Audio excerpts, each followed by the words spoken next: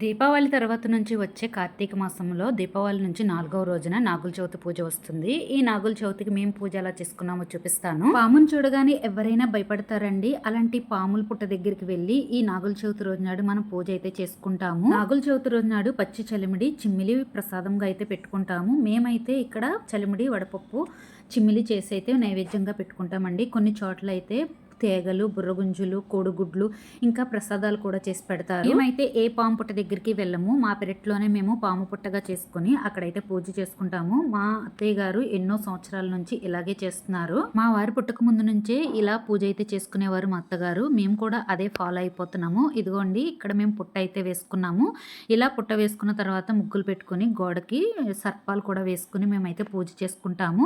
పక్కనే ఉసిరి చెట్టు ఉందండి. ఈ ఉసిరి చెట్టు దగ్గరే మేము వనభోజనాలు పెట్టుకుంటాము ప్రతి సంవత్సరము. ఈ సంవత్సరం అయితే ఉసిరి చెట్టుకి కాయలు కూడా కాసినాయండి. ఈ పుట్టకైతే పూజ చేస్తున్నారు. నాగేంద్రుణ్ణి ఆవాహనం చేసుకున్న తర్వాత పసుపు కుంకుమ అక్షంతలతో పూజ అయితే చేసుకున్నామండి. ఇక్కడ పూజ చేసుకున్న తర్వాత పుట్ట మీద బొందు వేసుకుని ఆ బొందును కూడా మెడలో కట్టుకుంటాము. ఇక్కడ మేము పూజ చేసుకున్న తర్వాత మా బాబు చేత కూడా పూజ చేయించి మా అత్తగారు కూడా పూజ చేసుకున్నారు. పుట్ట దగ్గర పూజ అంతా అయిన తర్వాత పిల్లలు దివాళీ క్రాకర్స్ అయితే కాల్చుకుంటారు. మా చిన్నప్పుడు మేము కూడా పుట్ట దగ్గర పూజ చేసిన తర్వాత దివాళీ క్రాకర్స్ అయితే కాల్చుకునే వాళ్ళము. మన చిన్నప్పటికి ఇప్పటికి ఏమీ తేడా లేకుండా అదే విధంగా పూజ చేసుకుంటున్నామండి. అప్పుడు చిన్నప్పుడు అయితే మనం ఎలా చేసుకున్నామో మన పెద్దవాళ్ళు చెప్పినట్టుగా ఇప్పుడు కూడా మన పిల్లల చేత మనం అలాగే పూజలు అయితే చేయిస్తున్నాము. మనం చెప్పినట్టుగా మన పిల్లలు కూడా అదే విధంగా చేస్తున్నారు.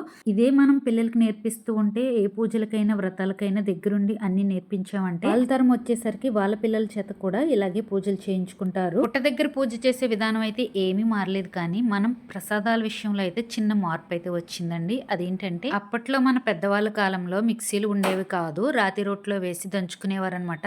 చలిమిడి చేయాలన్నా, చిమ్మిలి చేయాలన్నా, కొబ్బరి పచ్చడి చేయాలన్నా ఏదైనా కూడా రాతి రోట్లో వేసుకుని దంచుకునేవారు. అందుకే అంత టేస్టీగా ఉండేయండి. చాలా కమ్మగా ఉండేవి అనమాట. తినే కొద్దీ ఇంకా ఇంకా తినాలనిపించేది. చిమ్మిలి తిన్నా, చలిమిడి తిన్నా. ఇప్పుడైతే మనకి మిక్సీలు వచ్చేసాక మనం మిక్సీలో వేసుకుని మిక్సీ పట్టేసుకుంటున్నాము. ఇలా ప్రసాదాలు చేసుకునే విషయంలోనే చిన్న మార్పు వచ్చింది తప్ప పూజ చేసుకునే విధానంలో ఏ మార్పు లేదు.